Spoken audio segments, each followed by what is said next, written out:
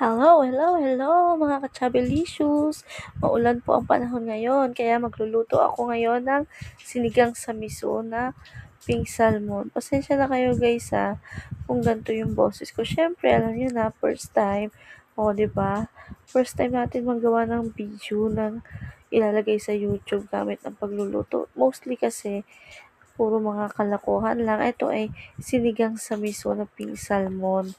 Sarap po ang sinigang sa miso lalo na 'pag maulan, 'di ba? Oh, kaya ayan, na-ready ko na yung mga gagamitin ko. Then, tingnan niyo naman guys, magigisa-gisa lang ako diyan. Para lang ako naglalaro, 'di ba? 'Pag nagluluto ka, kailangan masaya ka syempre, 'di ba? Oh, ayan, tingnan niyo yan. Ganyan lang ako magluto. Oh, nilagay ko na ang miso para maluto siya. Then, pag namula na yung miso, syempre, i-next ko na ang isda. Para naman, di ba, yan, isda na, yung gisa-gisa lang at hindi ko masyadong kasi mabilis na maluto to guys. Tignan nyo naman, tubig mainit pa yung nilagay ko dyan para mabilis na kasi nga medyo late na, hindi pa kami kumakain. O, ayan guys, tingnan nyo. Lagay ko yung sili. Gusto ko sana putulin pero baka umanghang.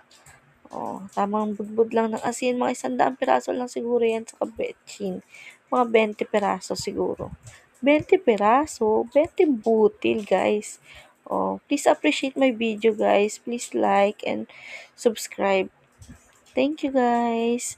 Done cooking. Kain-kain na. Kain tayo, guys. Bye-bye. Thank you for watching.